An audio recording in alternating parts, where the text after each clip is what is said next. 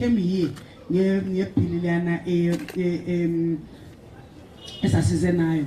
We ended up being abadala beyibasebekhulumela ama-youth, whereas ama-youth they can easily talk ngendlela yabo abafuna ukuthi wenziwe ngayo, and make sure that whatever happens, because you are the ones who are vibrant in social media, everything is being done on social media, we advertise and whatever. So you guys, I think the best solution and the way forward for us, which is very good, a good relationship, is that you should be always there.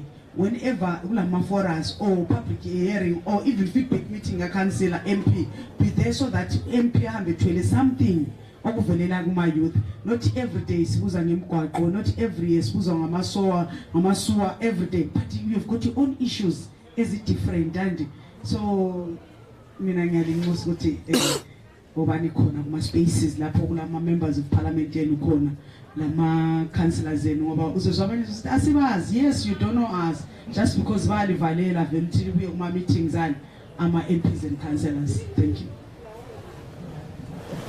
Yeah, sorry, just to add one more thing, that young people also tend to have more excuses than solutions. We're speaking about participating in public meetings. During the era of COVID-19, most meetings were held virtually. Young people were complaining, saying, we can't afford data. Please create spaces for these meetings to be held physically.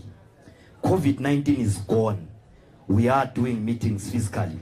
Young people are complaining, are saying, we are always on our phones. We don't have time to travel to whatever hall you are calling us. We are busy. Why don't you create that meeting to be online? One excuse after the other. When there is internet meetings, we don't afford data. When there is physical meetings, we are too busy to attend physical meetings. So at the end of the day, let's reduce the excuses and make ourselves available in spaces where things matter. I thank you. Okay, thank you. So it's really nice to actually hear how young people are actively participating at different levels, from the districts right up to national level, and how they are encouraged to actively participate. And we see that some are actually being recognized, which is actually lovely, and keep it up. So now the next question, why should young people be engaged in these programs? Thank you, Ayanda, for the question. As young people, before we talk about anything else, we need to also think of the population. We represent, the youth represent over 60% of the population. So the last time when we had the youth in Dawa, I was saying we don't need a youth quota. We need to say adults quota. We have few adults in the parliament than us, because we have got the bigger population. So last time I checked, the census was telling to say young people only, they constitute 34%, those between the age of 10 to 24. So we constitute a bigger portion of the national population. Then another thing we're saying, whenever you are developing something, whether it's a program for the young people, we need to be engaged, because we know the challenges that we are facing, and we probably know the solutions to our own challenges. No one can prescribe the solution to our own challenges. We need to tell our story, and we need to tell our solutions as young people. So there's a need to engage young people at all levels, not decide for them, but make them be heard. We know these bills will come, but there's a bias sometimes. We'll be there in those consultations.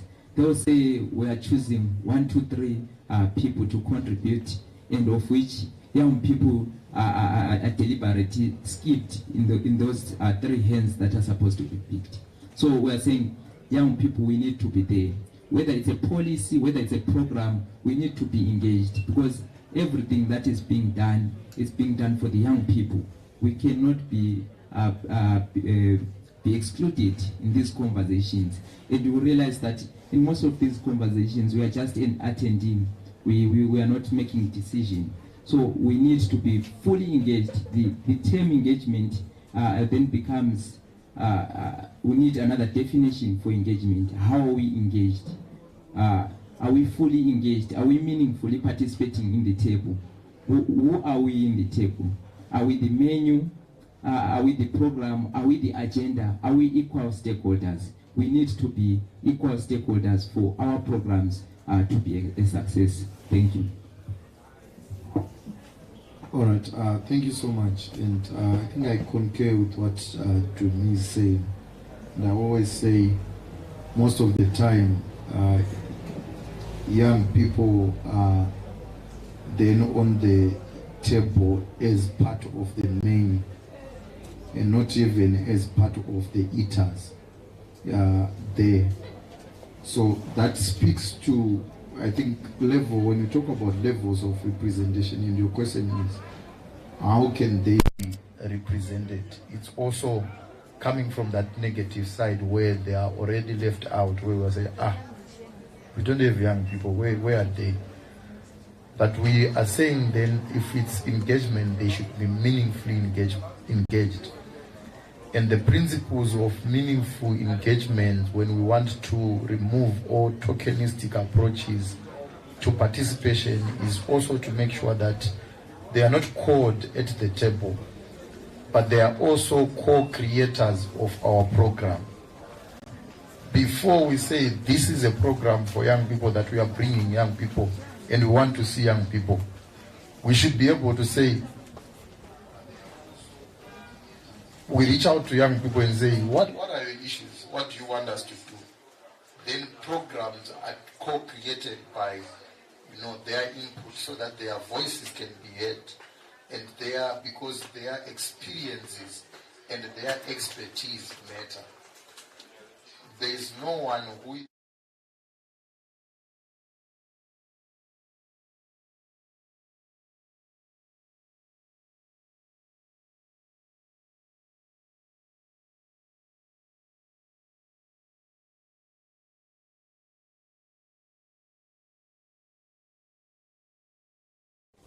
if you come from Magwegwe, for example, and you're a young man, you know that bridge where young people go and sit. You don't need lunch, you don't need transport, you don't need a car, you know where the young people are found. And number two, you know the language in terms of how do you speak with them. The time that we sit like this, us look like we are more superior than those that are there, and we already defeat, the conversation. Sure that we are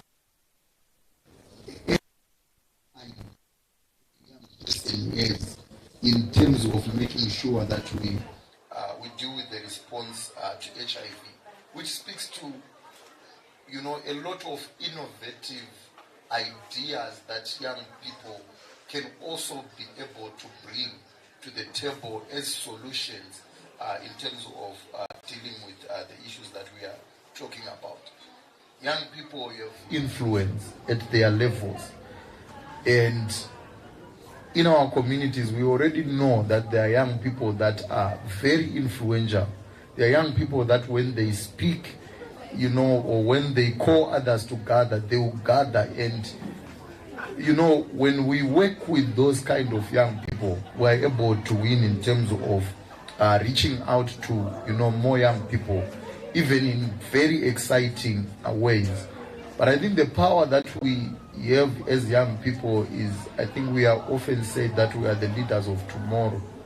But to be here talks about us as a demographic dividend that is worth in terms of numbers. Young people constitute 60% of our population. That means we are the majority. And if we are empowered, and if we decide as young people that we are going to push in terms of any change that we are able to see, and we are united for that cause, we will win. That means that when we think about our power, we should know that we are capable of leading today even as we prepare leading tomorrow, and we are not just leaders of tomorrow, we are also leaders of today, because our communities look up to us. Our young people who are our brothers and sisters in our houses look up to us. Our young people in our communities, in our schools, they look up to us. Most of the information that we know, either even about condoms, about contraceptives, are not from National Health Council, because we meet National Health Council once in a while. We have this information from our peers. We have that information, and that's how information flows. So in terms of then sustainable leadership around the HIV and the SRHR and gender equality response, we need to make sure that we harness the experiences, the expertise, and the energy that is within young people, so that we can win in terms of this course. Thank you. All right, some powerful nuggets shared right there. Look at your neighbor and tell your neighbor you have influence. Tell them you have power. That's lovely. Okay, we're changing the formula once again. So the Honorable here mentioned about the youth representation that's supposed to be there, the women, their representation as well. So why is it key for young people to be present in Parliament? Why is it important for them to be active when they're advocating for their health? How important is it there? Well, I think the previous speaker has already answered that question. Young people need not only be consumers of legislative products that will have been out there. They need to be co-creators of those laws. The laws that affect young people need to be formed with young people's input at all stages. So there is a stage where only members of parliament participate. Young people must be there. There is a stage where the entire public participates. Young people must be there. So we need to make sure that there are young people everywhere. That is why it is important for young people to ensure that they are inside there. Inside council, young people must be there. Inside parliament, young people must be there. Because, let me use this. Do not hear me wrong. But it is the easiest way for you to understand. I will put it in isiNdebele. Ukulungisa izinto ezihlupha abantu abatsha kufana nalokuya ngaphandle. Awungeke uthumele omunye ukuthi akwenzele. Angisazwisisa. Ukulungisa izinto ezihlupha abantu abatsha kufana nalokuya etoilet. Awungeke uthumele omunye ukuthi akwenzele. Most of this thing is DIY. Do it yourselves. Thank you. So Onward has already answered my next question that I was going to ask. Well, the next question seeks to ask on, are the young people really participating in the spaces that they are supposed to be participating in? All right. There is very little to. And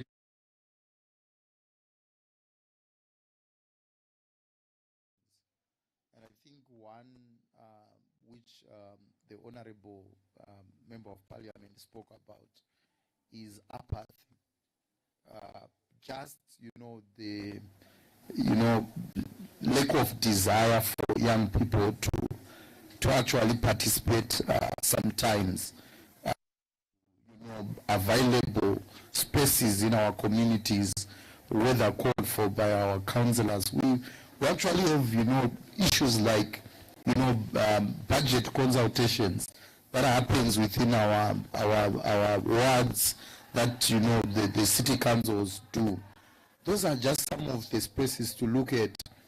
These issues. We used to have recreational facilities, Matayo, and the sporting grounds, that are the city councils are actually filling with residential stands right now. And those are some of the little things that we should make noise about, because as long as we lose recreational facilities, we also lose spaces where we go and play. But then young people then start to resort to drug and substance abuse because of, idleness that comes from lack of recreational activities. So young people, are not also participating because we have older people who patronize young people's programs. We also have older people who don't want to accept that they are now old and they have nothing, progressive that they know, or nothing progressive that they can say about our issues as young people. And you hear conversations like, you are still young, you are unexperienced, you are not educated, you did not do this or that. I reserved what I wanted to say. But there are those spaces where, the voices of young people are not heard, where the voices of young people, are closed. Sometimes also, when we look at the processes, especially with the law-making processes, some of the information that come to young people come with, strong languages, which are very difficult for young people to also interpret. So sometimes when they hear those things in those languages, they actually think, it's not our issue. But I think for those that understand and for those that also, are in touch with these issues, it is also upon us. When we look at you, and me, I didn't want to read a lot, but I also had, other friends of mine that were smart, that wanted to read, that would research. So it doesn't mean that among us there is no one who understands.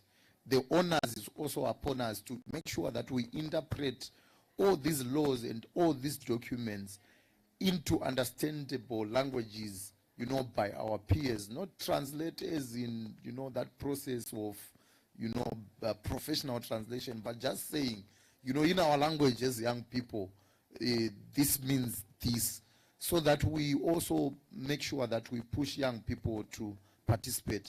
But we don't also want to forget that we are also living in a patriarchal society that also disadvantages participation of especially adolescent girls and young women, where some of these programs, Honorable, happen at 6 p.m., where then adolescent girls and young women are not even allowed to go out of, their houses by, their parents as well.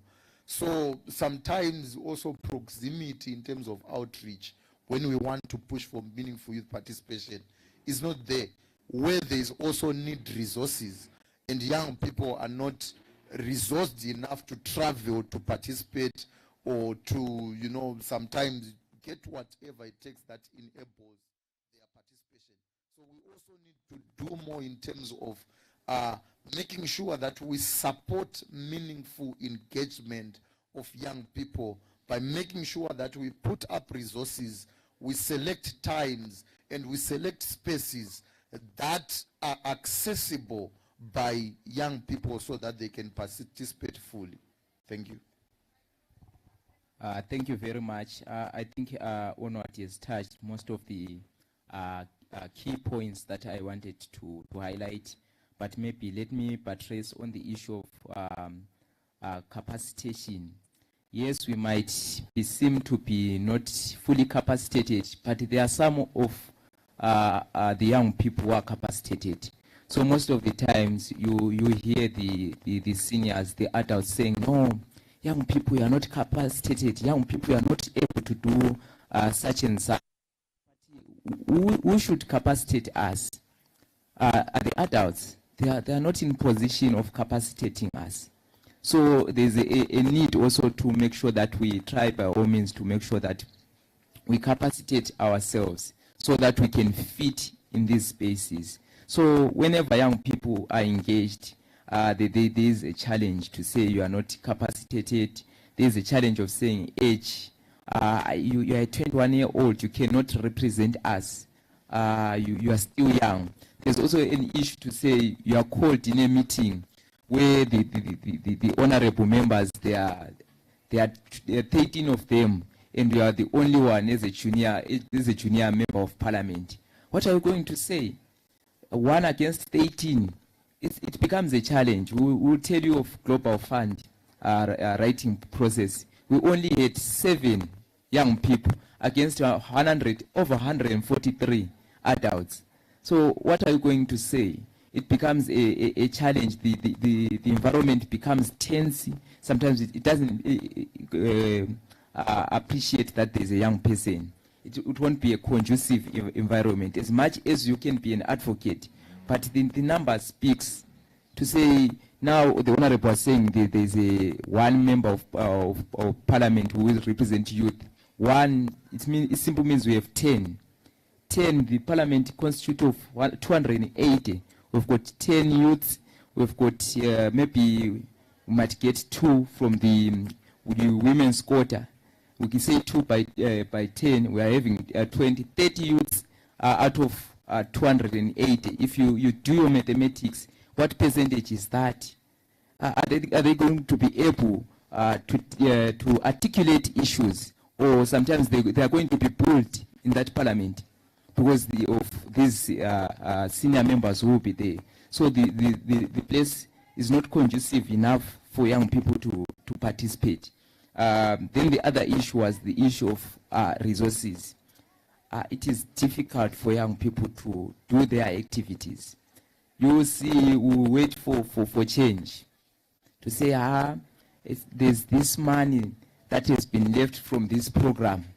That's where we are taking the money. We don't have our direct budget. The budget might be there, but it's not enough for the youth programs. Mind you, we talked of the demographic dividend, the percentage that we are representing. But go to the budget. How much is allocated to the Ministry of Youth? Before we talk of the organizations, talk of the government, how much are they allocating to the Ministry of Youth? Is it enough for the young people to execute their activities? Just from the government level, before we go to how how then the health sector, how then PEPFAR and Global Fund, we talk of the government on its own. How much is allocated to the Ministry of Youth? And how big is the Ministry of Youth? And we talk also of the number, the people they are supposed to serve. Is it enough for us? So it then becomes a challenge for us to meaningfully engage, because the resources are few for us to meaningfully engage. It's difficult for you to just call a member of parliament to say, I've got a dialogue, or say, I want to call the minister to say, we've got a dialogue. There is a need of resources to make sure that we have those people to participate. Because we can meet here and discuss, but we really need these policy makers. And where are the resources? It then becomes a question for us. Thank you. Okay, thank you. So the young people have spoken themselves, and it's actually quite a lot, but I hope that we're taking notes and holding the questions. So to our Honorable Minister, Member of Parliament, we have the women's quota, we have the youth quota. Are the young people in those positions meaningfully participating? Yes and no. Yes, in the sense that their views are held as equal to the views of everyone else. But numerically, they are numerically inferior. But we've seen a lot of improvements. The first improvement that we saw is that there is a portfolio committee. You know, Parliament works through portfolio committees. I introduced the portfolio committees that I come from, and Honorable Mahlangu did the same. The portfolio committee on youth, indigenization and empowerment and vocational trainings is chaired by a young person. Honorable Mutsa Ziambi is a young person. He came in through the youth quota. I think he's less than 30 of age. He is the chairperson there. We have also moved further to create a youth caucus to say those of us who are not in the youth portfolio committee or who got into parliament while we were youth, but quickly, 35, and therefore are no longer youth, but still have interest in pushing youth agendas, can operate through the youth caucus. So we have created a youth caucus there, and it's also chaired by a young person. In the youth caucus right now, one of the important debates that we are having, which I see coming out here, is this one. Is the youth quota, not necessarily youth quota, is the Ministry of Youth necessary? And I'm part of the people who think that it's not. The reason why I think it's not is that from where I stand, we need to have a director of youth affairs at the Ministry of Finance, a director of youth affairs at the Ministry of Agriculture, at the Ministry of Health, at the Ministry of Mines. In each and every ministry, there must be a very senior person representing the interests of youth. Because right now, if you are a young person, you can go to the Ministry of Mines, push, and push. If you push them too hard, they will tell you that please go and take your issues to the Ministry of Youth. But the Ministry of Youth is no mines. The Ministry of Youth is no land. The Ministry of Youth is a platform for discussing things. Ultimately, whatever the Ministry of Youth can give you, its responsibility lies with another ministry. So in my view, we need to strengthen the representation and the opportunities for young people by creating a youth directorate in each and every government ministry. This can only happen if we have got strong young people inside parliament, because young people need to bring forth this issue.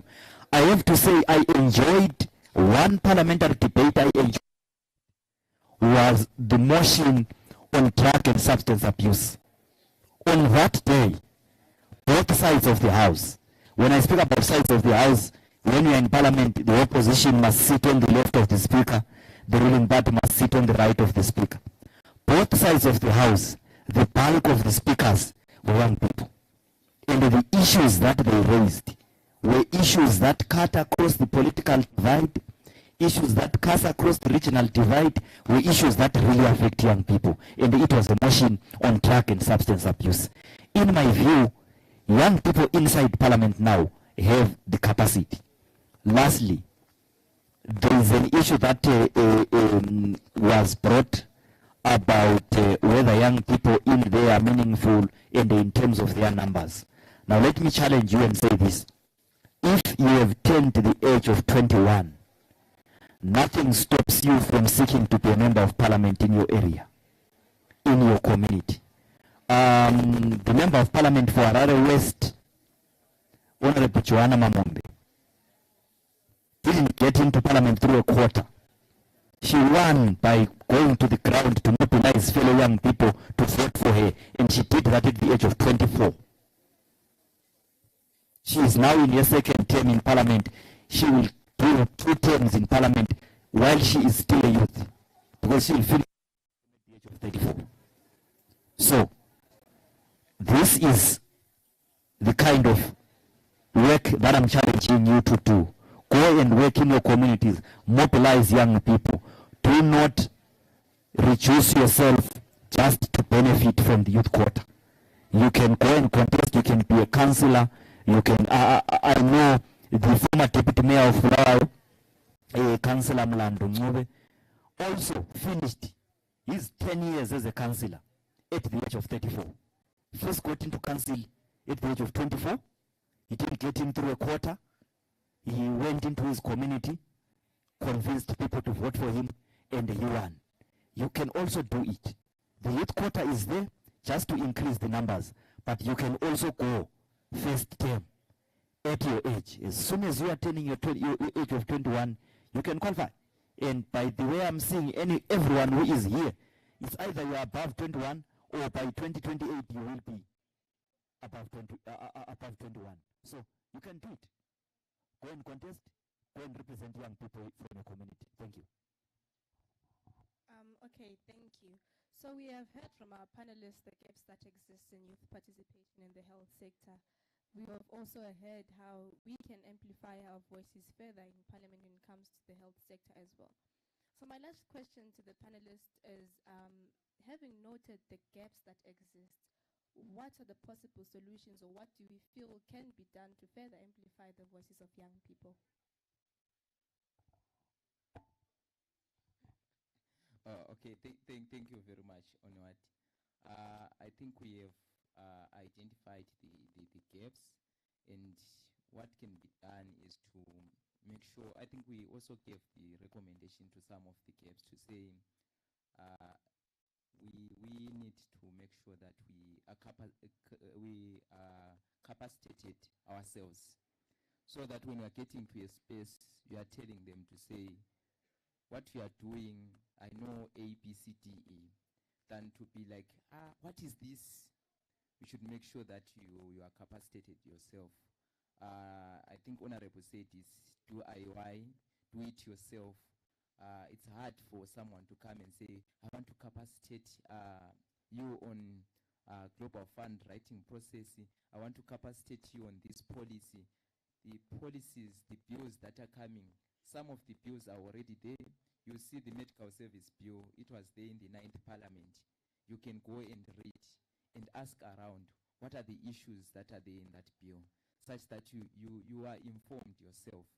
When you are getting into a space, you are able to quote from even other statutes, because the act doesn't work in silo. There will be other acts that support that act. So again, on capacitation, or then look into resource mobilization. You need to be capacitated on how to manage resources, how to get those resources. We talk of concept notes, we talk of proposals. Do we know how to write a proposal? Do you know how to write a concept note? Do you know how to engage partners?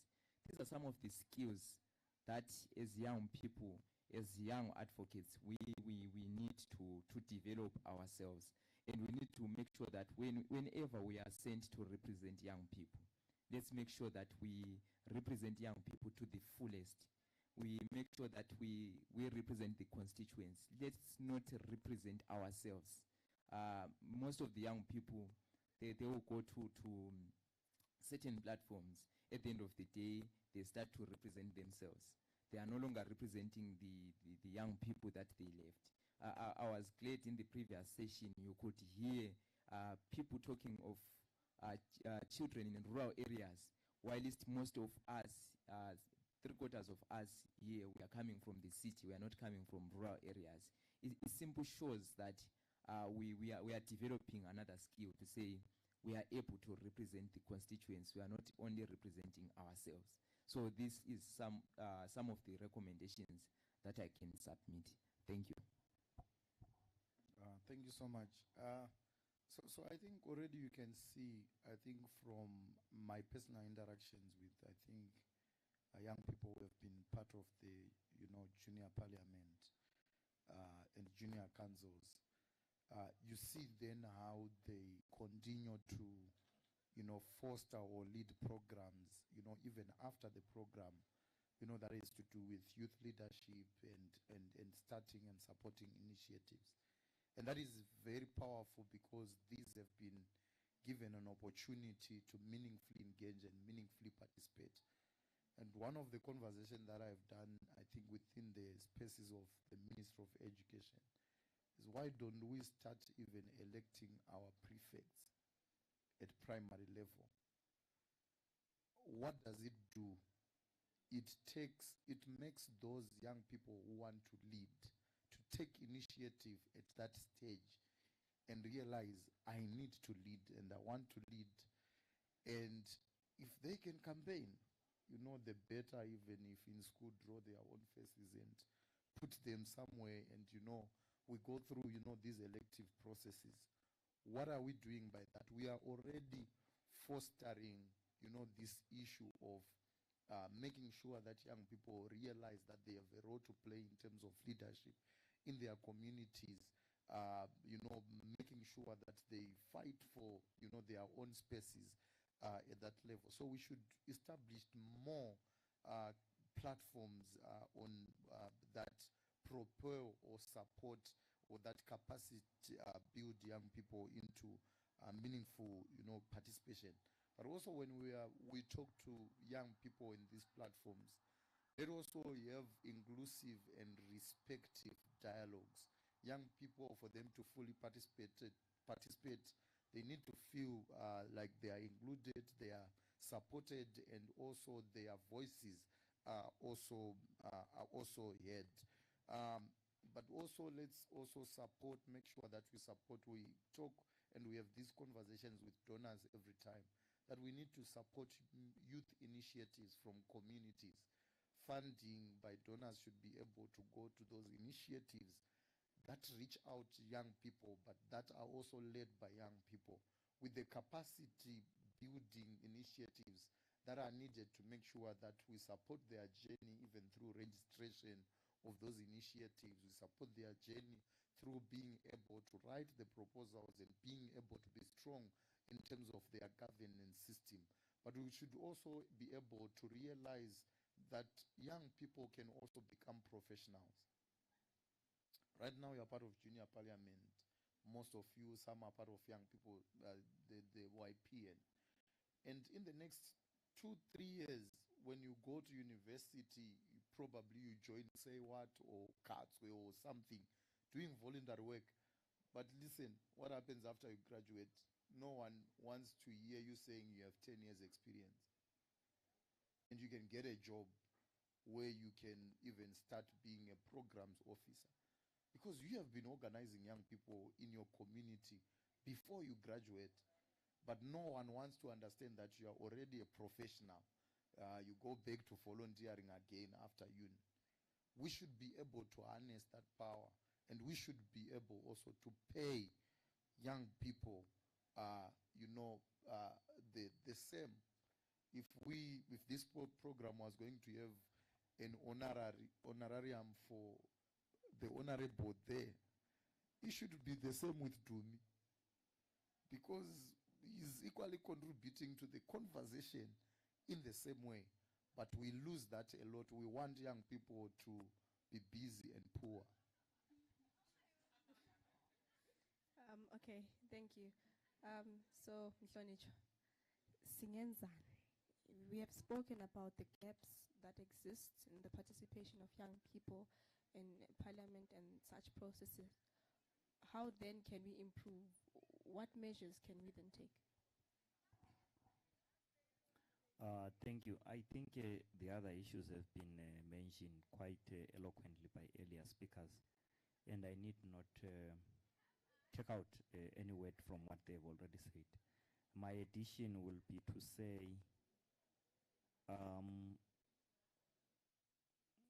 we need to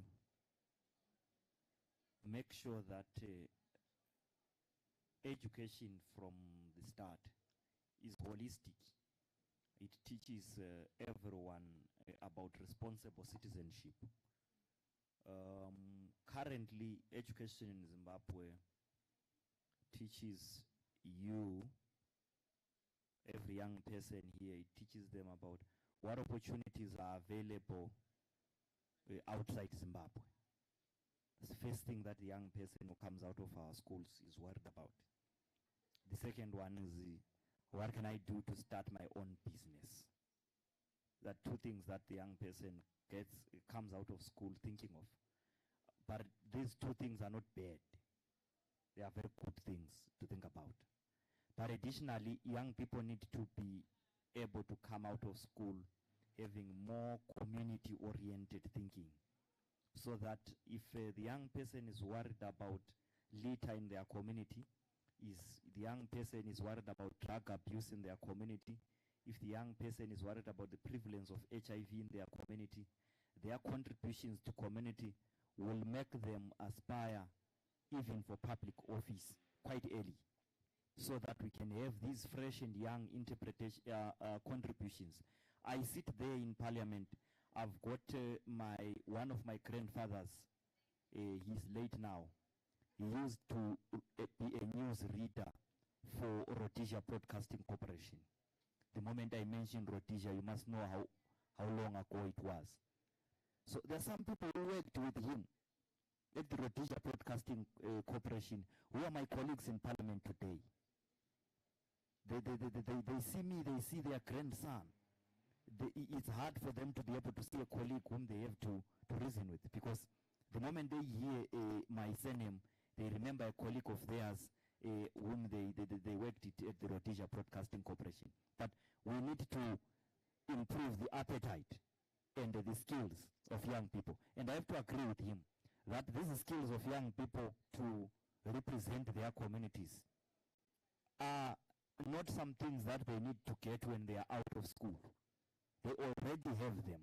We need to impress it upon the communities, even upon the companies, the corporates out there, that these young people trust them.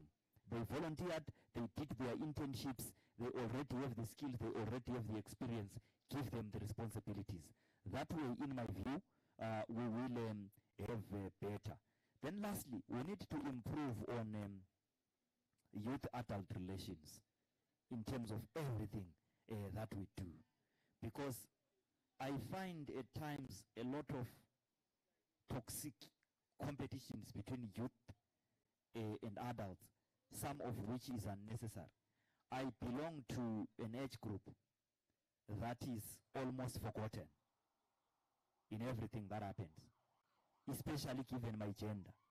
If you are male, you are above 35, you are below 40, no one is worried about you.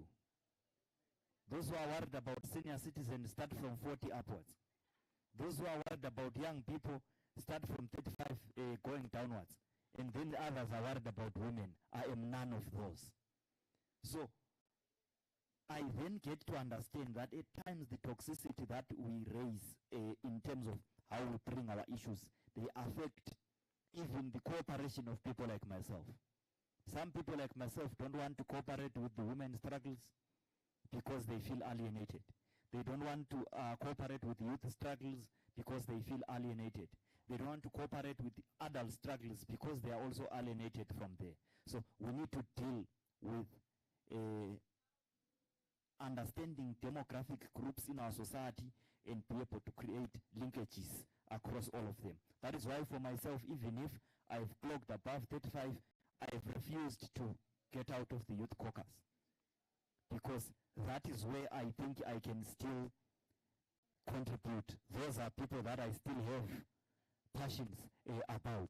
So I will stay there for quite some time, perhaps until there is more younger people than me who can be in that space. I thank you.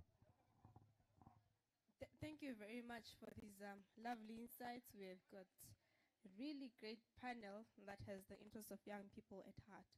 So now, bringing it to the house, any contributions, questions to the panel? Any takers?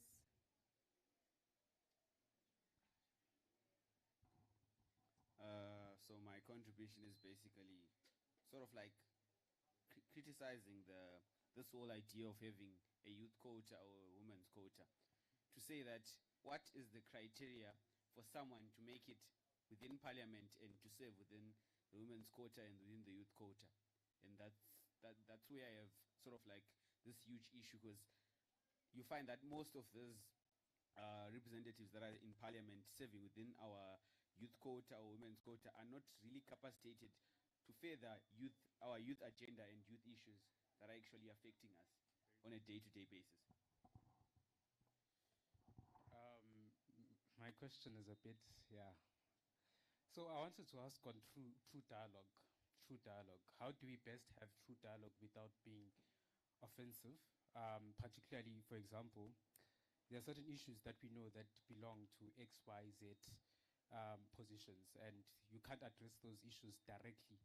And you know that once you do, you're probably gonna, I don't want to say it out loud, but you know what I mean. Probably most people know what I mean. So to say that as young people, we need to have unfiltered conversations. We need to talk about what affects us blatantly, clear and truthfully and honestly about it.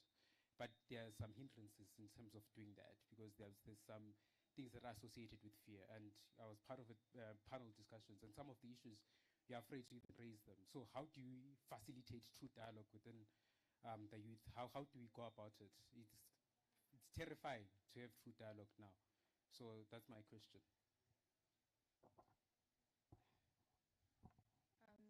hand. Okay, I will talk on participation yama youth, and I think at most times ngizagcizelela okukhulunywe ipanel yethu ukuthi at most times I think we are ignorant, and at the end of the day sesizakhala ngokuthi alright our stakeholders, they don't include us in the decision making process. And because ngakhangela even in my community lapha engisuka khona, it's 2 weeks back we had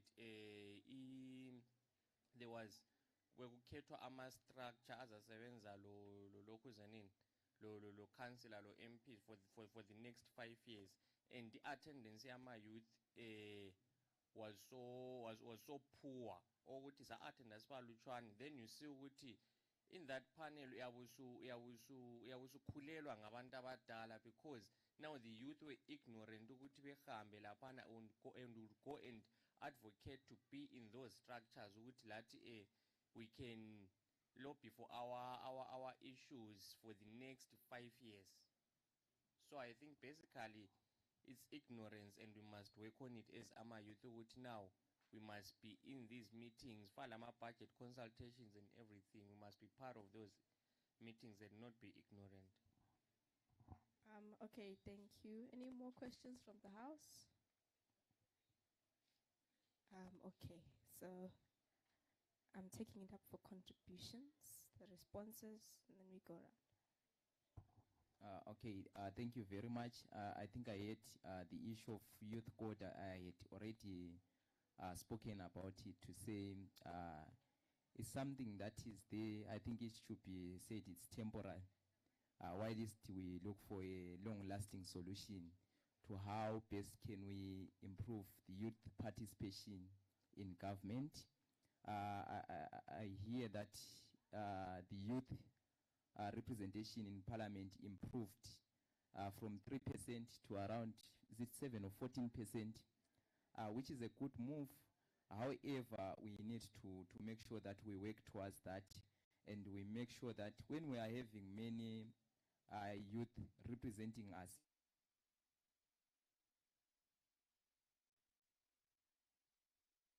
be having them in many spaces, in many portfolio committees.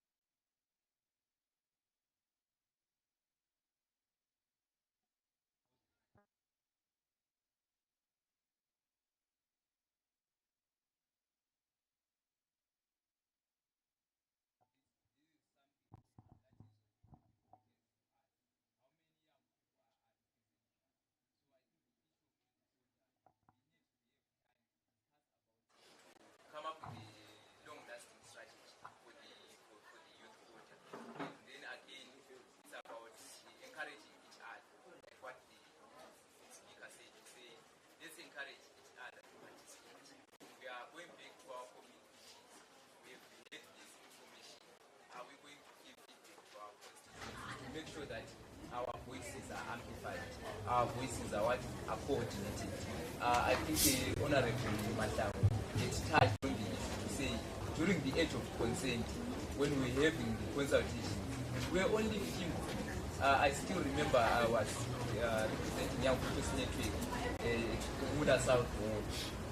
It was a war against the parents, against religious leaders, against former nurses, and it then goes back to say, are we able to do our sensitization? These views will come. We have enough information about these things. Are we able to stay with the crowd? I think I contributed thrice in that meeting. On the 4th time, the chair of that group was Honorable Paravinyan, said we can't have you for the 4th time. You need to sit down. And other young people did not respond to take the issues. So we need to get these issues, read around the policies.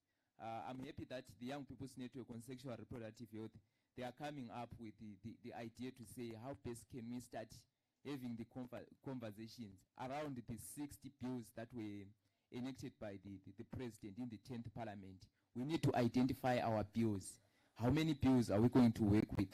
for the next 5 years. We need to know the current status on those bills. You talk of the health insurance. What is it that is there for the young people? The persons with disability bill, what is there for the young people? Let's start the conversation now, rather than waiting for the consultations. We need to be equipped now. Thank you. All right, thank you so much. I think in terms of broadly meaningful youth participation that then spews into elections and then seen the need for the youth quota, I also think like you, my brother, that it's very tokenistic approach to participation and representation. Most of the time they walk in there and to appease and please those that gave them the opportunity, which most of the time it's not the electorate. So we still even miss in terms of gaps, in terms of then giving feedback to a constituency that you do not come from, but you are representing in parliament. And I think that's why I suggested, and I think then the junior parliament is also very positioned to push this. When I was talking about, things like elections for leadership in schools, what it does is that everyone goes through school. So we are starting to instill the desire and the appetite in young people to participate in leadership processes. If you are in school, you know that leadership qualities in terms of those who leaders every day is probably because they have a nice hairstyle or they have a blazer. If you can't afford it, you can't be a prefect. But that doesn't then look at your leadership qualities and even your desire to be in that position. So we need to create that appetite and that cycle for young people at a tender age, so that young people grow knowing that we need to participate, we need to be represented, we need to represent ourselves meaningfully. Then the second question about fear. Yes, fear is there. And most of the elderly people use fear to intimidate us from having those conversations. And they have also a way of telling conversations. When looking at about age of consent, it was nothing to do about sex. It was young people should be able to access life-saving services, including HIV testing and counseling, if they feel like they need them. When they feel like they need contraceptives, they know why they need contraceptives. It was like, hey, young people want to have sex, we are pushing for sex. And it was a sex conversation. And they used it to intimidate us. But like Dumi has said, like we all know, we talked about the power of numbers. Let's continue to organize ourselves. The more we continue to organize ourselves, the more we create our own spaces where we invite whoever we want in our spaces and with our own conditions. And also when we invite them into our own spaces, we also reinforce that these spaces, we have created them so that we can have, equitable dialogues. We can also have respectful dialogues and conversations as well.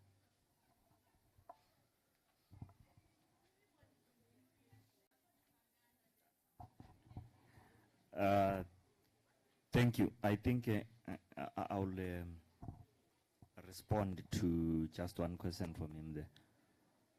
Yeah, and maybe partly a comment also on what he said.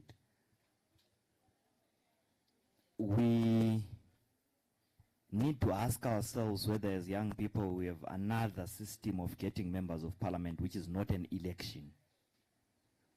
If the system of getting members of parliament remains an election, the young people who wish to get to parliament need to be able to campaign on their own as independent candidates and win, or need to join existing political parties and influence those political parties to make them candidates, or need to form new political parties that will make them candidates. These are the three ways by which you can become a member of parliament. Then when you are inside a political party, each political party will have its different rules of selecting people who are going to be its youth quota candidates, its women's quota candidates, and so forth and so forth. But for you to be a youth quota member of parliament, first and foremost, your political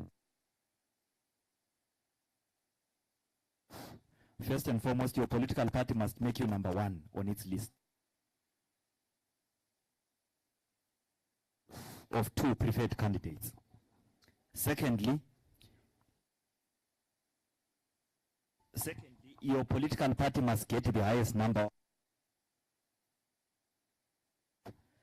So it does not matter what capacity you have. You need to work so that your political party gets the highest number of votes in that particular province. Then the public must then believe in the agenda of your political party in order for you to be there in parliament. When you are inside, there are many options for you to in parliament, how we are going to conduct ourselves. You can do as what you are saying, go there, think that the chefs in my political party are the ones that made me here, so I will wait for them to tell me what to do. That's an option that is available. The other option is that you are going to engage young people in your community, women in your community, and several groups in your community, and continue to get ideas from them in terms of things that you can say. I'm a member of parliament for Makane. I have a WhatsApp group that has got about 800 people max. It has never gone above 800. So at times people get into the group, then they feel that I've got too many groups, I can exit, then I'll come back again. So time and again, open that group so that people can bring their issues from. Some of them I do not understand. It becomes hard for me to go and air them out. But some of them I understand. But I'm obliged to go and say those issues inside the parliament there. Because it's not about what I believe, it's about what this person has said. So those that I do not understand, I can express. Those that I understand, I can express whether or not I believe. So it's a means by which you can get the views of people. But what is more important is young people who want this system that is being used now to change need to go to parliament to change. You understand? You need to go to parliament to change the system. You can't then say, because I do not believe in this system, I'm staying away from it completely. Because I think it's not the way to say people who say brilliant people who stay away from political processes of their societies end up being governed by their inferiors. You understand? Maybe I'm inferior to someone out there, but this person chose to stay away from the processes and today I have to make rules on that person. So it's the same with you. In order for this system which is working now to be changed, you need to go to parliament to change it. You need to go to council to change it. If it's not you, it must be someone who thinks that so that the process can change. I can tell you that every Wednesday, if you watch the TV from 2 to 4, you'll be beaming live from parliament. That is a law that was set by people who came into parliament believing that the system was wrong. They got into parliament in August 2000. In September 2000, they moved a law that people do not know what happened in parliament. From now on, they want a law to be written that parliament must, ZBC must broadcast what's happening in parliament on Wednesdays from 2 to 4. And that is now law. It can't be changed. If ZBC doesn't do that, the CEO of it.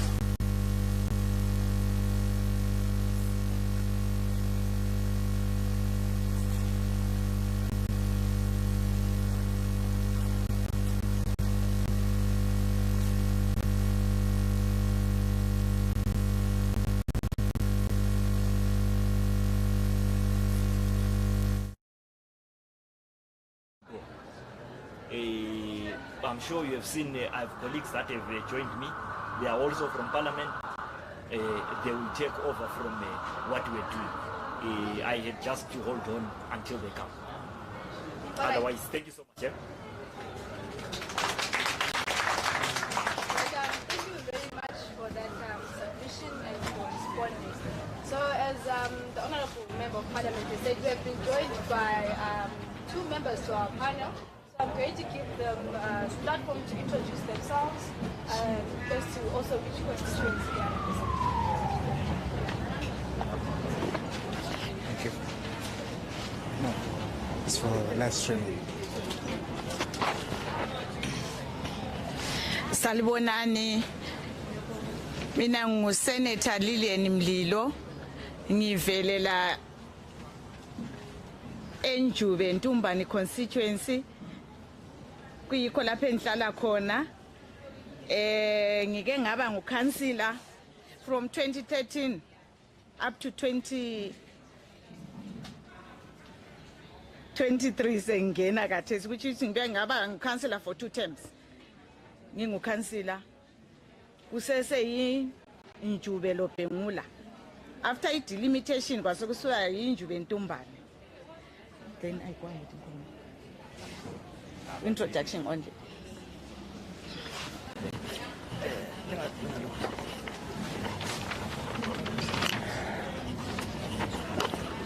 Sawubonani Bontanga. Sawubonani Bontanga. Ninjani? Mina ngingumama okuthiwa nguRita Ndlovu, ngingusenator wakuBulawayo.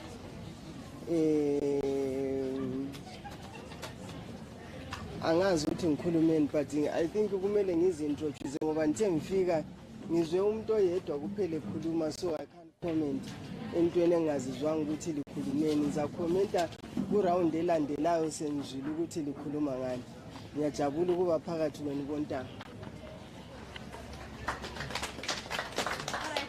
Thank you very much for the introductions. So, unfortunately, we have come to the end of our program, but since you have just joined us, the young people are here. You can interact more with them as well. So I'll just read a comment, because we are having our program live streamed on Facebook. We have some comments from Acknowledge Ngube. It says, well said on the challenges of leakage of resources to hold dialogues with higher officers and the numerical imbalances in spaces where matters affecting young people are discussed. And then a comment from Lakmo Pamitai also speaks on allocating a youth-specific budget within health responses being crucial for targeted interventions that address the distinct health challenges of the young people. So thank you, everyone. Thank you for being a vibrant group. Can you clap hands for yourselves? All right, this marks the end of our discussion and our dialogue. May we please continue engaging after this as we are exiting and keep the conversations burning. Thank you very much. Okay, may I have those who are not junior councillors and those who are not junior MPs, otherwise junior MPs and junior councillors, may I ask you? See you tomorrow, same venue, same time.